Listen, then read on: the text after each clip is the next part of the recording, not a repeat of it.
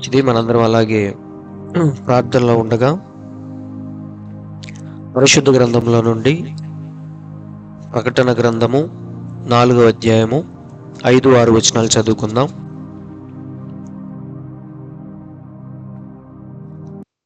ప్రకటన గ్రంథము 4వ అధ్యాయము 5-6 వచనాలు. ఆ సింహాసనములో నుండి మెరుపులను, ధ్వనులను, ఉరుములను బయలుదేరుచున్నవి. మరియు ఆ సింహాసనము ఎదుట 7 దీపములు ప్రజ్వలించుచున్నవి. అవి దేవుని 7 ఆత్మలు. మరియు ఆ సింహాసనము ఎదుట స్ఫటికమును పోలిన గాజు వంటి సముద్రమున్నట్టుండెను. ఆ సింహాసనమునకు మధ్యను, సింహాసనము చుట్టూను, ముందు వెనుక కన్నులతో నిండిన 4 జీవులుండెను. చాలండి చిన్న ప్రార్థన. పరిశుద్ధుడా, ప్రేమ కలిగిన తండ్రి, జీవము కలిగిన యేసయ్య, మీ పరిశుద్ధమైన ప్రశస్తమైన నామానికి ఈ సమయంలో మీకెంతగానో స్తుతులు, స్తోత్రములు చెల్లిస్తున్నాం ప్రభువా. తండ్రి, కాలములను, సమయములను అన్నీ కూడా మీ యొక్క స్వాధీనంలో ఉంచుకొని మా జీవితాల్లో మీరు చేస్తున్న గొప్ప కార్యములను బట్టి స్తోత్రములు ప్రభువా. ఈరోజు తండ్రి, మీ మాటలు వినే ధన్యతను మాకు అనుగ్రహించినందుకు స్తోత్రములు ప్రభువా. మరి పరిస్థితులు అనుకూలముగా లేకపోయినప్పటికీ తండ్రి, శరీర బడలిక మరి బలహీనత ఉన్నా సరే కొద్ది నిమిషాలు తండ్రి మీ వాక్యాన్ని పంచుకోవటానికి మీరిచ్చిన కృపను బట్టి స్తోత్రములు ప్రభువా. వినే ప్రతి ఒక్కరిని తండ్రి మీ యొక్క ఆత్మ స్వాధీనంలోకి తీసుకొని ఏ హృదయానికి ఏ వాక్యము కావాలో అది నీవే సూటిగా తేటగా మాతో మాట్లాడి ఆ మాటల ద్వారా మా జీవితాలను వెలిగించమని, సరిచేయమని ప్రార్థిస్తున్నాం ప్రభువా. మీ వాక్యము రానంత వరకు మా జీవితాలన్నీ అంధకారమయం ప్రభువా. ఎటు వెళుతున్నామో, ఏం చేస్తున్నామో తెలియని పరిస్థితి. కాబట్టి వాక్యముతో మమ్మల్ని దర్శించి లోకము నుండి ప్రత్యేకించినందుకు స్తోత్రములు. అదే విధముగా మరి విలువైన వర్తమానంలో ఈరోజు మమ్మల్ని నడిపిస్తున్నందుకు స్తోత్రములు ప్రభువా. ఈ వర్తమానము ద్వారానే ఒకరోజు పరిపూర్ణులుగా మార్చబడి ఇదే వర్తమానం ద్వారా మిమ్మల్ని ఎదుర్కొనే కృపను మాకు దయచేయమని, ఎత్తబడే విశ్వాసముతో మమ్మల్ని అందరినీ మీరు నింపమని, కొద్ది నిమిషాలు తండ్రి మీ మాటలతో మమ్మల్ని అందరినీ దర్శించమని మా ప్రభు అయిన యేసుక్రీస్తు అను ఎంతో శ్రేష్టమైన మీ నామములో ప్రార్థించి అడుగుచున్నాము తండ్రి, ఆమేన్. మంచిది. దేవుని పరిశుద్ధ నామానికి స్తోత్రములు. మరి వినే ప్రతి ఒక్కరికి ప్రభు అయిన యేసుక్రీస్తు నామంలో నా శుభములు తెలియచేస్తున్నాను. మరి చదవబడిన వాక్యాన్ని ఉద్దేశించి ఈ కాలపు ప్రవక్త బోధించిన ప్రకటన గ్రంథంలోని 40వ భాగంలోనికి మనం వచ్చి ఉన్నాం. అది 4వ అధ్యాయము మరి 8వ భాగం కింద మనం మాట్లాడుకుందాం. మరి అనేక వారాల నుంచి వధువు ఎత్తబడిన తర్వాత మరి 4వ అధ్యాయములో వధువు పైకి వెళ్ళిన తర్వాత మరి వధువుకి సాదృశ్యమైన యోహాను అక్కడ ఏమేం చూస్తున్నాడో వాటన్నిటి గురించి మనకు వివరిస్తూ వస్తున్నాడు. మరి అవన్నీ ఒక్కొక్కటి మనం వివరించుకుంటూ వస్తున్నాం. సో దీని యొక్క మరి అమరిక నమూనా ఏదైతే ఉందో దాని గురించి దేవుడు ఆది కాండము నుండి ఛాయల రూపంలో, సాదృశ్యాల రూపంలో మనకు వివిధ రకాలుగా చూపించుకుంటూ వచ్చాడని కూడా మనం గత కొన్ని వారాల నుంచి ధ్యానిస్తూ ఉన్నాం. అయితే మరి పోయిన వారం ఈ 7 దీపాలకి, ఈ 4 జీవులకి మధ్యలో ఉన్న ఆ స్ఫటికమును పోలిన గాజు వంటి సముద్రము గురించి పోయిన వారం మనం విన్నాం. ఆ సముద్రం మరి దేన్ని చూపిస్తుందో, మరి ఇక్కడున్న ఈ సముద్రం దేన్ని చూపిస్తుందో, అది ఎందుకలా అక్కడ ఉంచబడిందో కూడా పోయిన వారం నేను చెప్పాను. మరి ఇది కూడా మోషే చూసిన ఆ వస్తువుల్లో సీనాయి పర్వతం మీద దేవుడు ఏదైతే మోషేకు చూపించాడో ఆ చూపించిన అనేక వస్తువుల్లో ఈ స్ఫటికమును పోలిన గాజు వంటి సముద్రం కూడా ఒకటి. అందుకే మోషే స్పెషల్గా మరి ఇక్కడ ఒక గంగాళాన్ని పెట్టించాడని కూడా పోయిన వారం చెప్పాను. అది ఎవరికంటే సేవకులు మరి శుద్ధి చేసుకొని పరిశుద్ధ స్థలంలోనికి వెళ్ళటానికి. మరి దాని గురించే ఇక్కడ సొలొమోను కూడా దేవాలయాన్ని కట్టించేటప్పుడు మరి స్పెషల్గా ఒక పెద్ద స్నానపు గంగాళాన్ని కట్టించాడని, అది ఎందుకు అంటే యాజకులు తమ్మును తాము శుద్ధి చేసుకొని పరిశుద్ధ స్థలంలోనికి వెళ్ళాలి కాబట్టి వారి కోసమని ప్రత్యేకముగా ఒక పెద్ద గంగాళాన్ని కట్టించాడని కూడా పోయిన వారం చెప్పాను. అటు ఇటు ఉన్న 5 గంగాళాలు కాకుండా స్పెషల్గా ఒకటి సముద్రం లాంటిది తొట్టి ఒకటి కట్టించాడు. అది దేనికోసం అంటే యాజకులు తమ్మును తాము శుద్ధి చేసుకొని వెళ్ళటానికి. ఇది పాత నిబంధన యొక్క విధానం. అయితే కొత్త నిబంధనలోకి మనం వస్తే అంటే ఈ కాలంలో మరి దేవుని యొద్దకు ఎవరైనా సరే వెళ్ళొచ్చు. ఒకప్పుడంటే యాజకులు మాత్రమే, అభిషేకించబడిన యాజకులు మాత్రమే వెళ్ళాలి. అయితే ఇప్పుడు మరి నిజమైన మరి మంచి మనసుతో అంటే తిరిగి జన్మించిన వ్యక్తి దేవుని పట్ల ఒక పరిపూర్ణమైన ఒప్పుకోలు, పశ్చాత్తాపము, మారు మనసు ఎవరికైతే ఉంటుందో ఆ వ్యక్తి ఎవరైనా సరే దేవుని యొద్దకు వెళ్ళొచ్చు, సమీపించవచ్చు. యాజకులు మాత్రమే కాదు, ఇప్పుడు ఎవరైనా సరే దేవుని యొద్దకు వెళ్ళొచ్చు. అయితే ఎలా వెళ్ళాలి? వెళ్ళే ముందు అతడు తప్పకుండా వాక్యముతో శుద్ధి చేయబడాలి. దేంతో? వాక్యముతో. యాజకులు ఎలాగైతే ఆ యొక్క గంగాళములో స్నానము చేసి తమ్మును తాము శుద్ధి చేసుకొని లోపలికి వెళ్తారో అలాగే ఈనాడు దేవుని యొద్దకు వెళ్ళే ప్రతి వ్యక్తి కూడా వాక్యముతో శుద్ధి చేయబడాలి. అందుకే దేవుడు మనల్ని వాక్యముతో ఉదక స్నానము చేత తన సంఘాన్ని పవిత్రపరిచి అది కళంకమైనను ముడతైనను ఏమీ లేకుండా పరిశుద్ధమైనదిగాను దేవుడు తన ఎదుట ఒకరోజు నిలబెట్టుకోబోతున్నాడని పోయిన వారం ఆల్రెడీ నేను చెప్పాను. అలాగే మరి ఇక్కడ కూడా ఇది కూడా చదివించాను. యవ్వనస్తులు దేని చేత తమ నడత శుద్ధి చేసుకొందరు, నీ వాక్యమును బట్టి దాన్ని జాగ్రత్తగా చూచుకున్నట చేతనే కదా. కాబట్టి వాక్యమే మన జీవితాలను నిజంగా శుద్ధి చేసేది. కాబట్టి ఆ వాక్యం అంటే ఎవరు? ప్రభువైన యేసుక్రీస్తే వాక్యమై ఉన్నాడు. ఆ వాక్యమే శరీరధారి అయి ఒకరోజు కృపా సత్య సంపూర్ణుడిగా మన మధ్యకు దిగి వచ్చింది. కాబట్టి ఆ వాక్యమై ఉన్న యేసుక్రీస్తు యొక్క రక్తమే మనల్ని నిజంగా శుద్ధి చేసేది, మన పాపాలని తీసివేసేది, మనల్ని పవిత్రులుగా చేసేది ఆ రక్తం మాత్రమే. అందుకే ప్రభువైన యేసుక్రీస్తు నామంలో మనం బాప్తీసం పొంది ఆ రక్తాన్ని మనకు ఆపాదించుకుంటున్నాం.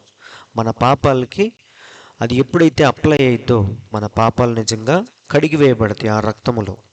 అందుకే యేసయ్య భూమి మీద ఉన్నప్పుడు ఒక చక్కని మాట చెప్పాడు. పోయిన వారం అది కూడా చెప్పాను నేను. యెరూషలేము మొదలుకొని సమస్త జనములలో ఆయన పేరట మారు మనస్సును పాపక్షమాపణయు ప్రకటింపబడుననియు వ్రాయబడి ఉన్నది.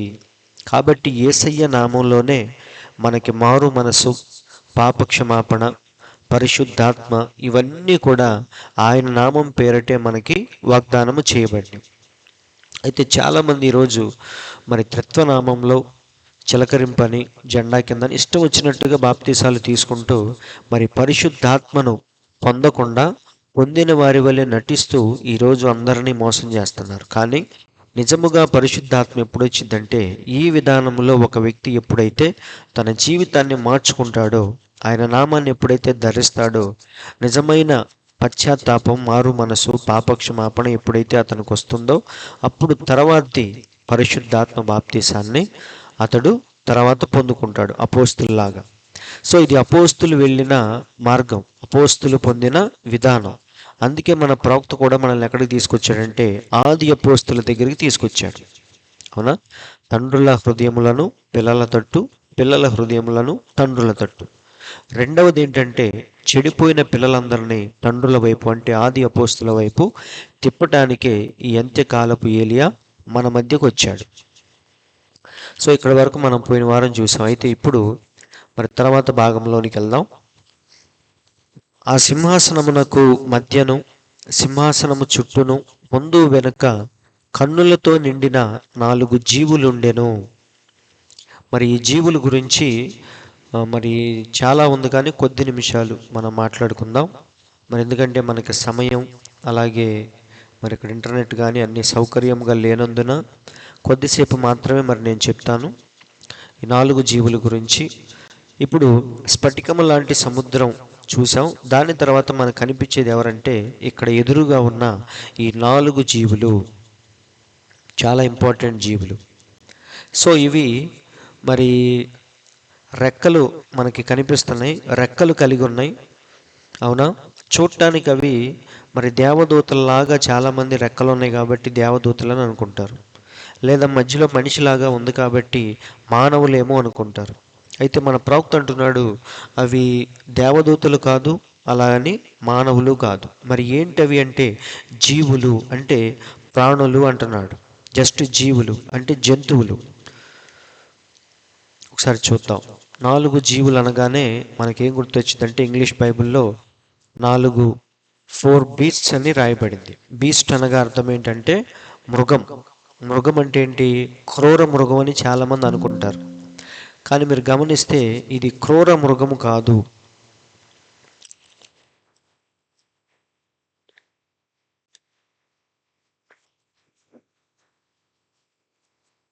ఇది నిజానికి క్రూర మృగము కాదు. అయితే క్రూర మృగాన్ని మనం ఇక్కడ ప్రవక్త అంటున్నాడు చూడండి. ఈ క్రూర మృగాన్ని మనం ప్రకటన 13 అలాగే ప్రకటన 17లో మనం చూడొచ్చు. అక్కడ రాయటమే దేవుడు ఎలా రాయించాడంటే క్రూర మృగం మీద ఒక వేశ్య కూర్చొని ఉందని మనకు చూపిస్తూ ఉంటాడు.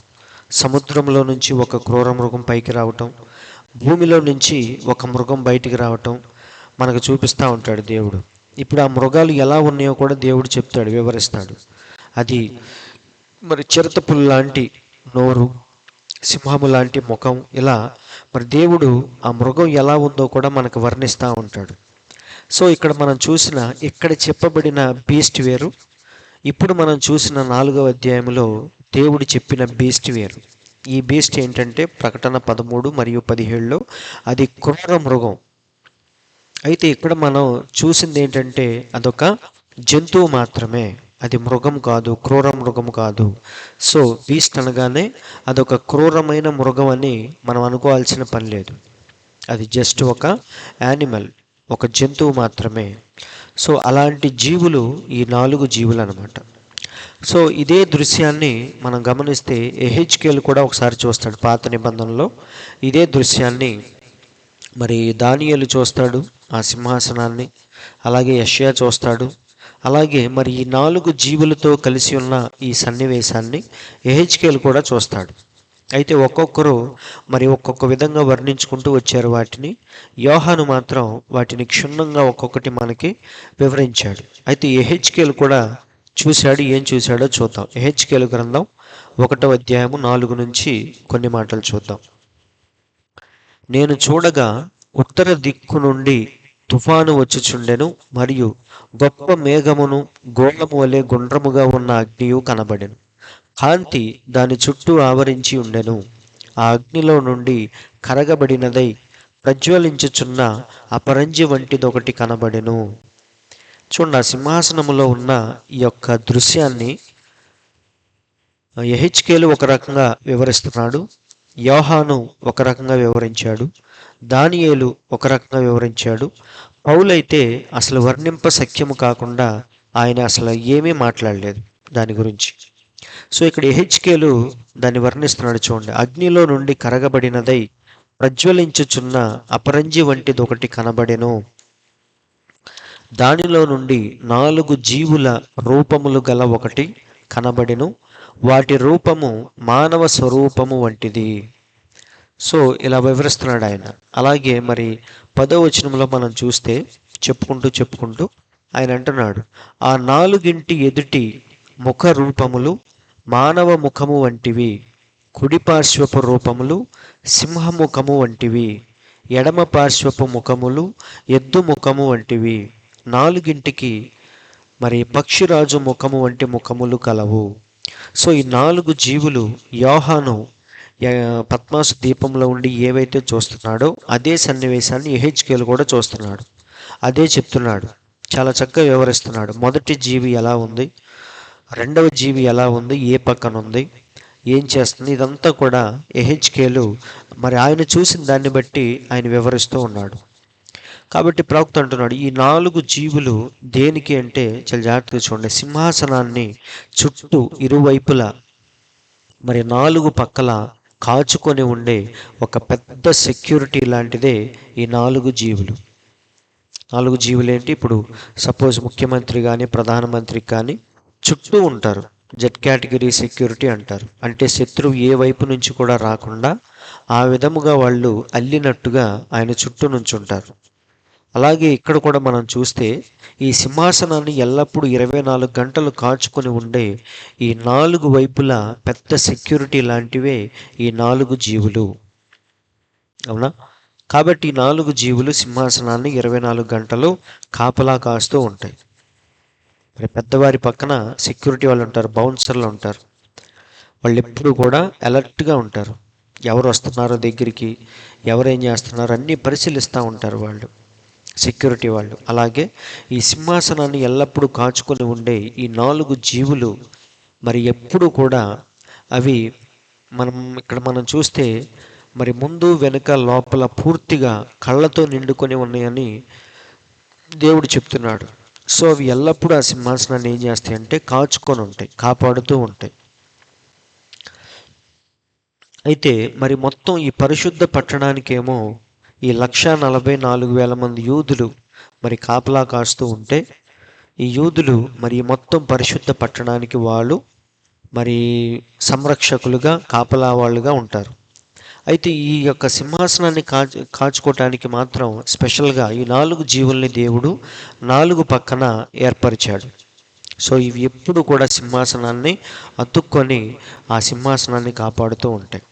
సో ఇక్కడ చూడండి, ఈ 4 జీవులు మరి వీటి యొక్క ప్రాముఖ్యమైన ప్రత్యేకత ఏంటంటే, మొదటి ప్రత్యేకత చాలా జాగ్రత్తగా చూడండి. ఫస్ట్ ప్రత్యేకత ఏంటంటే ముందు వెనక లోపల పూర్తిగా కన్నులతో నిండి ఉన్న జీవులు ఇవి.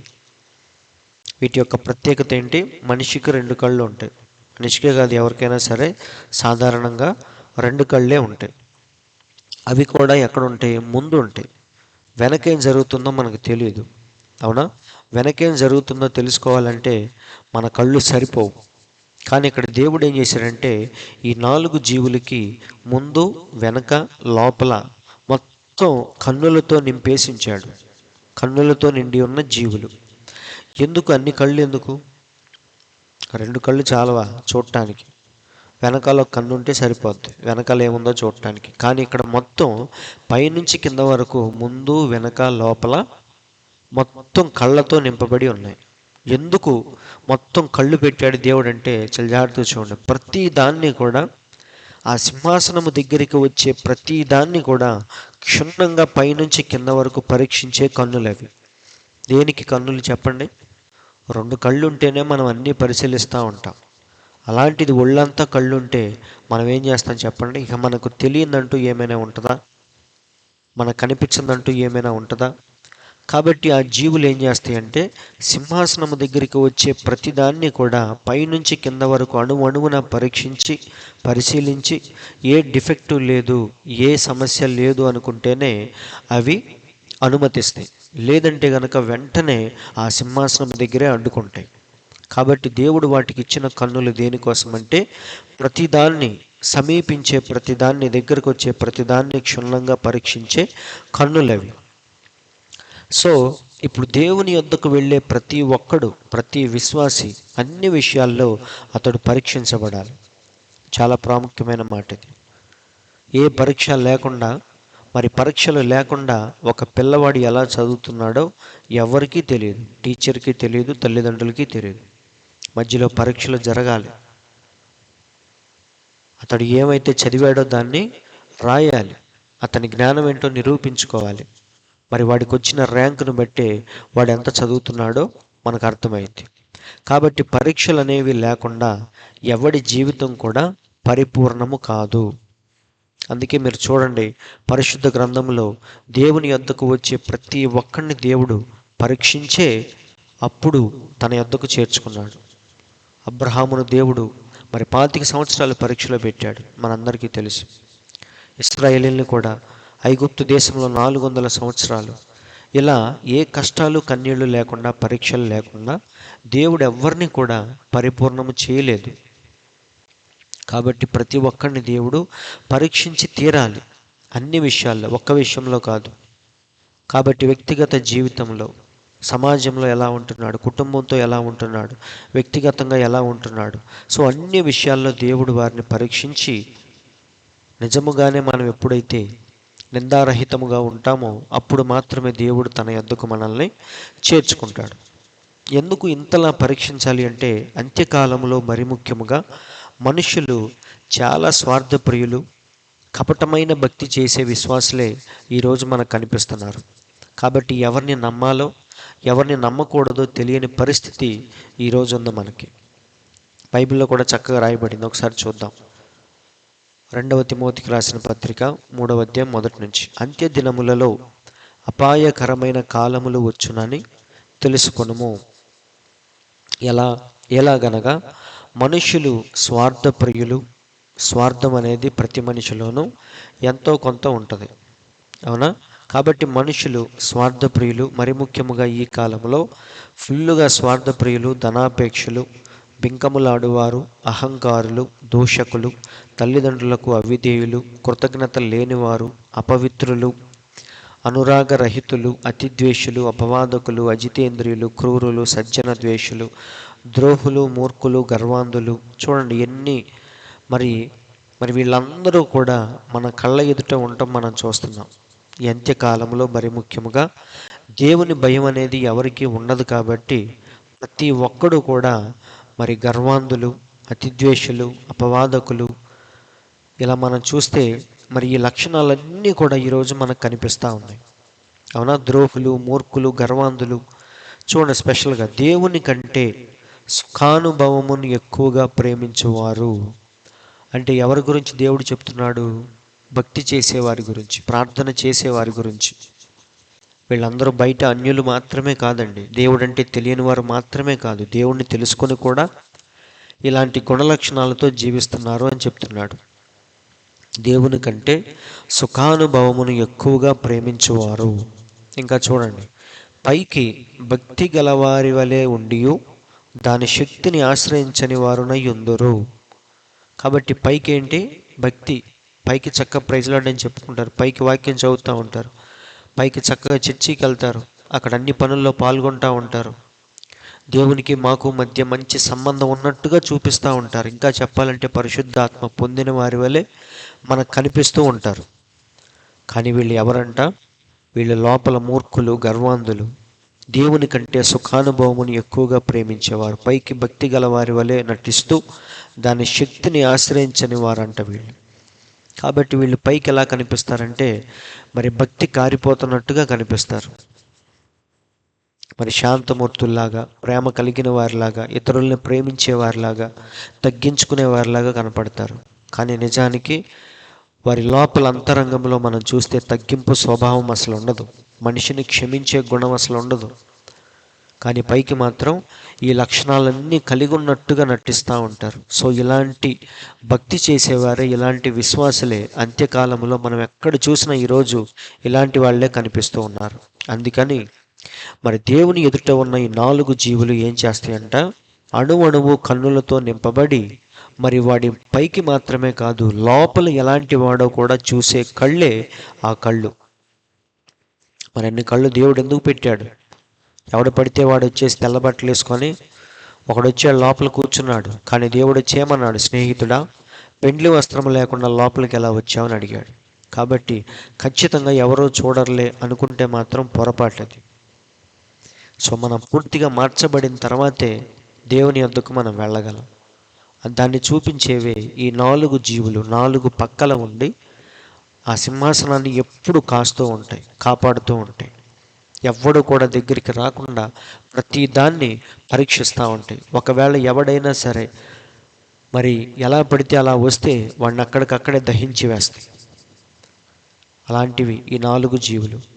కాబట్టి సహోదరులారా, నేను చెప్పేది ఏంటంటే ఈ అంత్యకాలంలో అందరూ కూడా పైకి భక్తి నటిస్తూ ఉన్నారు. మతం అనే ముసుగులో ఎన్నో దుర్మార్గాలు, ఎన్నో దుష్టక్రియలు చేస్తూ ఉన్నారు. కానీ పైకి మాత్రం భక్తిని నటిస్తూ ఉన్నారు. నిజంగా కనుక్కోవటం మనకు చాలా కష్టమైంది. మంచోడికిలాగే కనపడతాడు, చాలా తవ్వగా పరీక్షించగా ఎప్పుడుకో బయటపడింది. కాబట్టి అంత్యకాలంలో అందరూ ఇలాంటి విశ్వాసులే. కాబట్టి మరి దేవుని దగ్గర మాత్రం మన పప్పులేమీ ఉడకవు. మనం ఎంత నటించినా సరే దేవుని యొక్క నేత్రం ప్రతి దాన్ని చూసిద్ది. మనం ఏం ఆలోచిస్తున్నామో చూసిద్ది. పైకి మనం ఎంత తెల్లగా కనిపించినా లోపల ఉన్న బ్లాక్ స్పాట్స్ అన్నీ కూడా దేవునికి కనిపిస్తూ ఉంటాయి. కాబట్టి సహోదరులారా, కన్నులు దేనికంటే ప్రతి దాన్ని కూడా పరీక్షించి అప్పుడు దేవుని యొద్దకు అనుమతిస్తూ ఉంటాయి. సో అవి ఏ కళ్ళు అంటే దేవుని యొక్క కన్ను. మనలాంటి కళ్ళు కాదవి. మనం పై రూపాన్నే చూస్తాం, లోపల ఏముందో తెలియదు. పై నవ్వు మాత్రమే మనం చూస్తాం, లోపల ఆ నవ్వు వెనకాల ఎంత ద్వేషం ఉందో మనకు తెలియదు. పైకి కౌగిలించుకోవటమే మనకు కనపడిద్ది, కానీ కడుపులో ఎంత కుళ్ళు ఉందో మనకు కనిపించదు. కానీ దేవుని యొక్క కన్ను మాత్రం అలాంటిది కాదు. దేవుని యొక్క కన్ను ప్రతి స్థలంలో ఉంటాయంట. ఒకసారి చూద్దాం. సామెతల గ్రంథము 15వ అధ్యాయం 3వ వచనం. యెహోవా కన్నులు ప్రతి స్థలము మీద నుండును, చెడ్డవారిని మంచివారిని అవి చూచుచుండును. కాబట్టి సీసీ కెమెరాలు లేవులే అనుకుంటాం మనం, కానీ దేవుడు ప్రతి చోట ఆ సీసీ కెమెరాలు పెట్టాడు. అవి ఎలాంటివి? మళ్ళీ ఇంటర్నెట్ ఉంటేనే పనిచేసేవి కాదు. అవి దేంతో సంబంధం లేకుండా మన హృదయంలో ఏం ఆలోచిస్తున్నామో కూడా చూసి రికార్డ్ చేసే కన్నులు అవి. కాబట్టి దేవుని కన్ను ప్రతి స్థలమందు ఉంటుంది. మంచివారిని చెడ్డవారిని అది ఎప్పుడు చూస్తూ ఉంటుంది. ఇంకా చూడండి ఏమని రాయబడిందో. అదే సామెతల గ్రంథం 15:11 చూడండి. పాతాళమును అగాధ కూపమును యెహోవాకు కనబడుచున్నవి, నరుల హృదయములు మరితేటగా ఆయనకు కనబడును గదా. ఎంత చక్కని మాట. ఎక్కడో అడుగునున్న పాతాళము, అగాధ కూపము యెహోవాకు కనబడుతూ ఉంది. అలాంటి కన్నులకి నరుల హృదయములు మరితేటగా కనబడును కదా. నిజమేనాది? సో మనం ఇంకా ఆలోచించక ముందే మన తలంపులన్నీ ఎరిగిన దేవుడు మన దేవుడు. మనం ఏం మాట్లాడతామో ఏం చూస్తామో అన్నీ తెలిసిన దేవుడు. కాబట్టి ఆయన కన్ను ప్రతి చోట ఉంది. కాబట్టి మనం ఎక్కడి నుంచైనా తప్పించుకోవచ్చు, కానీ ఆయన కను దృష్టి నుంచి మాత్రం మనం తప్పించుకోలేం. ఎందుకంటే అది దేవుని యొక్క నేత్రం అది. కాబట్టి మనందరికీ తెలుసు, ఒకరోజు ఆ దేవుని నేత్రం ఎక్కడికి వచ్చింది? భూమి మీదకి వచ్చింది. భూమి మీదకి వచ్చి అలా నడుచుకుంటూ సమరయ స్త్రీ దగ్గరికి వెళ్ళింది. వెళ్ళి ఏమంటున్నాడు చెప్పండి? నీకు 5 భర్తలు ఉన్నారు అని చెప్పాడు. ఇప్పుడున్నవాడు నీవాడు కాదు అన్నాడు. అంటే డైరెక్ట్గా దేవుడు ఏం చూస్తున్నాడు? ఆమె హృదయాన్ని, హృదయం లోపల ఉన్న పాపాన్ని దేవుడు చూస్తున్నాడు.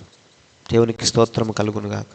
చూడండి, ఆయన కేవలం పైకి మాత్రమే చూడట్లేదు, అవునా? కానీ ఆమె మాత్రం పైకి చూస్తుంది. అందుకే అంటుంది, అయ్యా నేనేమో సమరయురాల్ని, నువ్వేమో యూదుడివి, కాబట్టి మీకు మాకు పొసగదు కదా అని వాటి గురించి మాట్లాడుతుంది. కానీ దేవుడు మాత్రం ఆమె హృదయంలో ఉన్న దాహం గురించి, ఆమె పట్టుబడి ఉన్న పాపం గురించి దేవుడు మాట్లాడుతున్నాడు.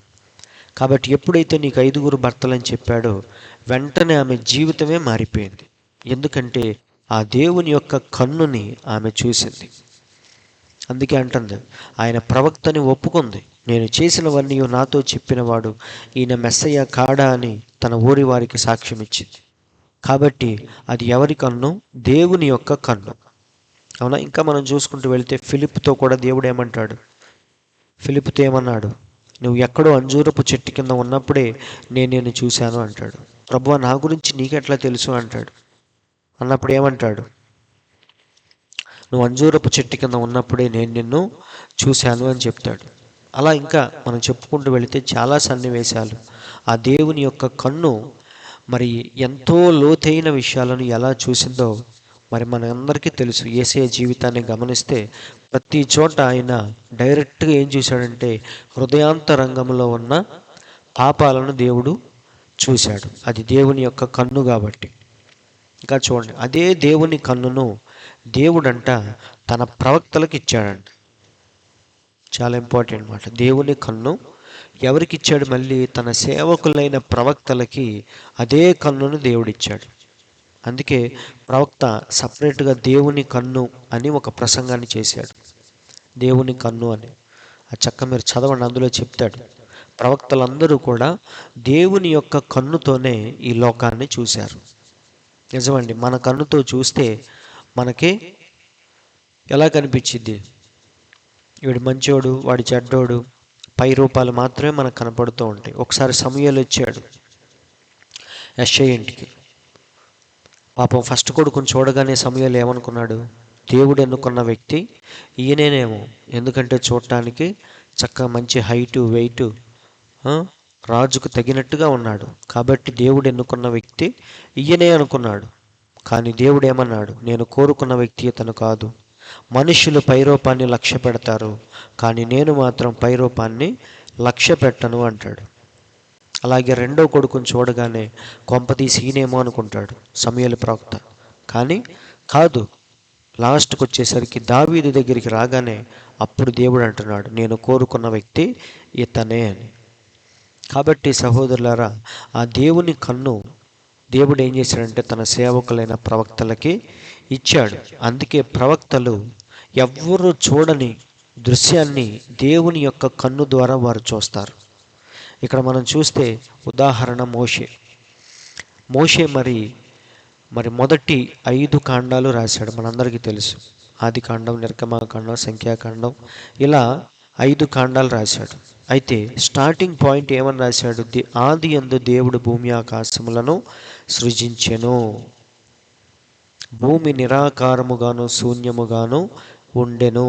సో ఈ భూమి ఆది కాండంలో ఎలా ఉందో మోషే యొక్క కన్ను చూసింది. ఎలా చూసింది? అది చూసింది మోషే కన్ను కాదు, కానీ దేవుని యొక్క కన్నుతో మోషే చూశాడు. అవునా?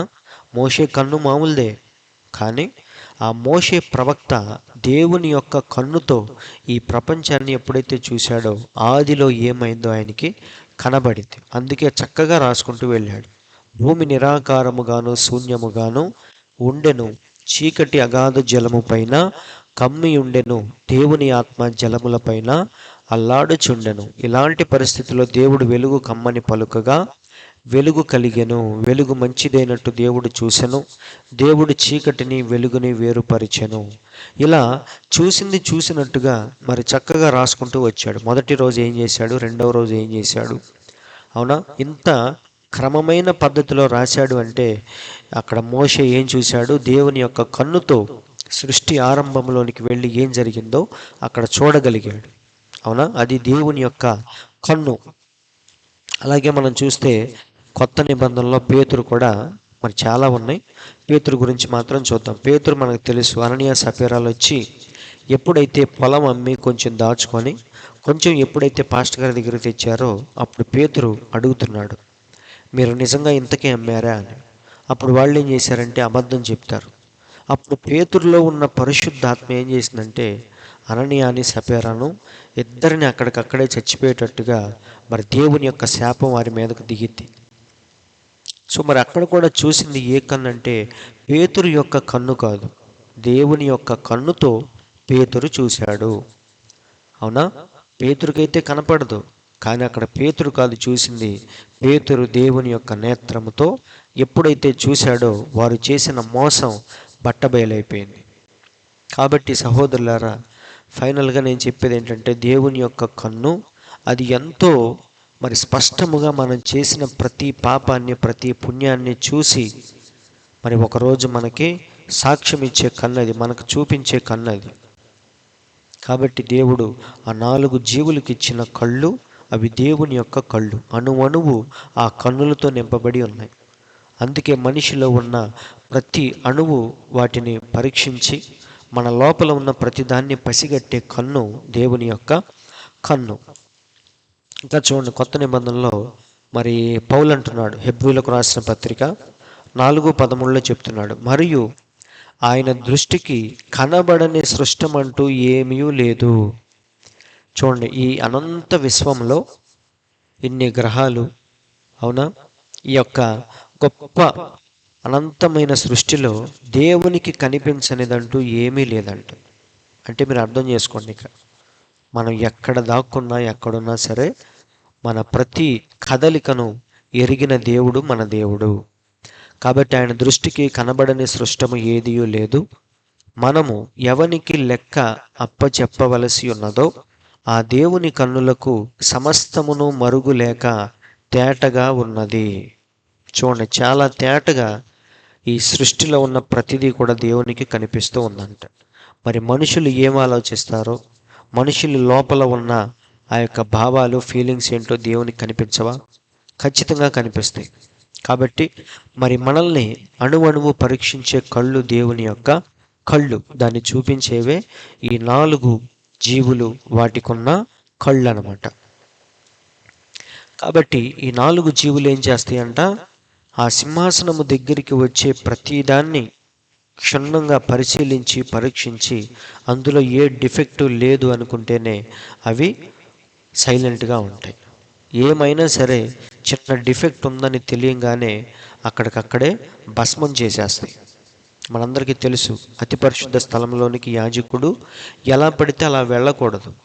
లోపల ఎన్నో కుతంత్రాలు, కపటము, పాపము లోపల పెట్టుకొని పైకి యెహోవా పరిశుద్ధుడు, యెహోవా పరిశుద్ధుడు అనుకుంటా ఆ యొక్క రక్తము తీసుకొని లోపలికి వెళ్తే దేవుడు ఊరుకుంటాడా? ఊరుకోడు. అతను అక్కడికక్కడే చనిపోతాడు. కాబట్టి లోపలికి వెళ్ళేవాడు లోపల బయట మనసా వాచ కర్మణ పూర్తిగా అతడు శుద్ధి చేయబడాలి. లోపల కరెక్ట్గా ఉండాలి, బయటికి కరెక్ట్గా ఉండాలి. అలా ఉంటేనే దేవుని యొద్దకు అనుమతించబడతాడు. ఏమైనా సరే కొంచెం తేడా వస్తే ఈ 4 జీవులు ఏం చేస్తాయి, వెంటనే వాడి యొక్క మోసాన్ని పట్టుకుంటాయి, వాడిని అక్కడికక్కడే భస్మం చేస్తాయి. కాబట్టి ఆ 4 జీవులకున్న మొదటి ప్రత్యేకత ఏంటంటే, అణువణువు ముందు వెనుక లోపల కన్నులతో నింపబడి ఉన్నాయి. దేనికి కన్నులు అంటే, ప్రతి దాన్ని పరిశీలించడానికి దేవుని యొక్క నేత్రాలతో అవి అమర్చబడి ఉన్నాయి. ఇవి మొదటి గుణలక్షణం, వాటికున్న మొదటి గుణలక్షణం. అందుకే ఆ కళ్ళతో ఆది కాండంలో ఏముందో వాటికి తెలుసు, ప్రస్తుత కాలంలో అంటే ఏం జరుగుతుందో వాటికి తెలుసు. అలాగే సృష్టి అంతం అంటే చివరిగా ఈ ప్రపంచం ఎలా ముగించబడిందో, చివరిగా ఈ ప్రపంచం ఎలా అంతరించిపోతుందో కూడా ఈ కన్నులకు తెలుసు. అంటే భూత వర్తమాన భవిష్యత్ కాలములలో దేవుని యొక్క ప్రణాళిక ఏమిటో, ఎలా మలుపులు తిరుగుతుందో అన్నీ కూడా ఈ 4 జీవులకి తెలుసు. ఎందుకంటే వాటికున్న కళ్ళు అలాంటి ఆది కాండము నుండి, సృష్టి ఆరంభం నుండి సృష్టి అంతం వరకు మొత్తం చూడగలిగిన కళ్ళు అవి. అందుకే అవి ఏం చేస్తున్నాయి అంటే, మనం చూస్తే 8వ వచనంలో ఏం చేస్తున్నాయో చూడండి. ప్రకటన 4:8. ఈ 4 జీవులలో ప్రతి జీవికి 6 రెక్కలుండెను, అవి చుట్టూను రెక్కల లోపటను కన్నులతో నిండి ఉన్నవి. చూడండి, అవి భూత వర్తమాన భవిష్యత్ కాలములలో ఉండు సర్వాధికారియు దేవుడు నాకు ప్రభువు పరిశుద్ధుడు పరిశుద్ధుడు పరిశుద్ధుడు అని మానక రాత్రింబగళ్ళు చెప్పుచుండును. చూడండి, దేవుని యొక్క ప్రణాళిక ఎంత గొప్పదో తెలుసుకొని, దేవుని యొక్క మరి ఆ యొక్క దేవుడు నియమించిన ఆ విధానాలు కానీ, దేవుడు రక్షించిన విధానం కానీ, దేవుడు ఏర్పరిచిన గొప్ప ప్రణాళిక కానీ, ఆది కాండము నుండి మరి సృష్టి అంతం వరకు దేవుడు కలిగి ఉన్న టైం షెడ్యూల్ కానీ, ఆయన కార్యాలు ఇవన్నీ తెలుసుకొని వాటికి మరి నోటమ్మట మాట కూడా రాక ఎలా వర్ణించాలో తెలియక అవి ఏం చేస్తున్నాయంట, మానక రాత్రింబగళ్ళు సర్వాధికారియకు దేవుడు పరిశుద్ధుడు పరిశుద్ధుడు పరిశుద్ధుడు అని రాత్రింబగళ్ళు చెప్తూ ఉన్నాయంట. సో దేవుని యొక్క ప్రణాళిక వాటికి పూర్తిగా తెలుసు. ఎందుకంటే అవి అణువణువు దేవుని యొక్క కన్నులతో నింపబడి ఉన్నాయి. సో దేవుని యొక్క ప్రణాళికను పూర్తిగా ఎరిగి అవి దేవుణ్ణి ఎప్పుడు మహిమపరుస్తూ స్తుతిస్తూ ఉన్నాయి. సో ఇది మొదటి లక్షణం. రెండవది ఏంటంటే, మరి రెండవ లక్షణం ఆ జీవులకు ఉన్న ఫస్ట్ది ఏంటంటే, అణువణువు కన్నులతో నింపబడి ఉన్నాయి. ఎందుకు ఆ కన్నులంటే, ప్రతిదాన్ని పరిశీలించడానికి, పరీక్షించడానికి. రెండవది ఏంటంటే ప్రత్యేకత, అవి మరి ఎప్పుడు కూడా రెక్కలు కలిగి ఎగురుతూ ఉంటాయి. సో మరి దాని గురించి దేవుని చిత్తమైతే వచ్చే వారం నేను చెప్తాను. మరి ఇప్పటి వరకు ఒక లక్షణం గురించి మాత్రమే మనం చెప్పుకున్నాం. వాటికి ఉన్న కన్నుల యొక్క ప్రాముఖ్యత ఏంటో మనం చూసాం. అయితే రెండవ ప్రాముఖ్యత ఏంటో మరి దేవుని చిత్తమైతే వచ్చేవారం నేను చెప్తాను. మరి సమయం అలాగే ఇక్కడ ఏవి కూడా మనకి సహకరించకపోవటం వల్ల ఎక్కువసేపు ఇవ్వలేకపోతున్నాం. దయచేసి గమనించండి. దేవుడి మాటలు దీవించునుగాక. చిన్న ప్రార్థన.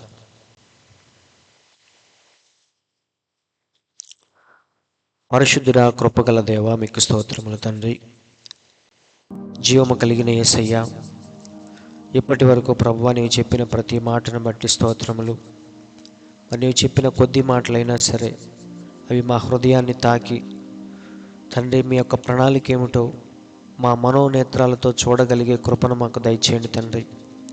ఈ కన్నులతో చూస్తే ఈ బైబిల్ అంతా ప్రభువా ఒక కథల పుస్తకంలాగా, అర్థం కాని గందరగోళంలాగా మాకు అనిపించింది తండ్రి. కానీ ప్రభువా నీవిచ్చిన మనోనేత్రాలతో ఎప్పుడైతే మేము చూస్తామో ఆశ్చర్యమైన సంగతులు మేము చూడగలం తండ్రి.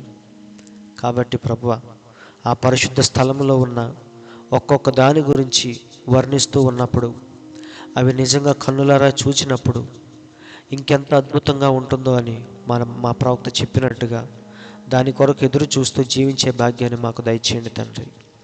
ఇంకా ప్రభువా మరిన్ని విషయాలు తెలుసుకుంటూ తండ్రి మా కొరకు నీవు దాచి ఉన్న ఆ స్వాస్థ్యము గురించి మేము ఎల్లప్పుడూ ప్రభువా తెలుసుకుంటూ ఆనందిస్తూ దాని కొరకు నిరీక్షణ కలిగి జీవించే కృపను మాకు దయచేయమని, వినుట మాత్రమే కాదు కానీ తండ్రి దాన్ని ఆచరణలో పెట్టి దాని ప్రకారముగా జీవించి తండ్రి మీ ఎదుటికి వచ్చే సమయానికి పూర్తిగా లోపల బయట శుద్ధి చేసుకొని నిందారహితముగా ప్రభువా నీ ఎదుట నిలబడే కృపను మాకు దయచేయమని కొద్ది నిమిషాలు ప్రభువా మాతో మాట్లాడినందుకు స్తోత్రములు.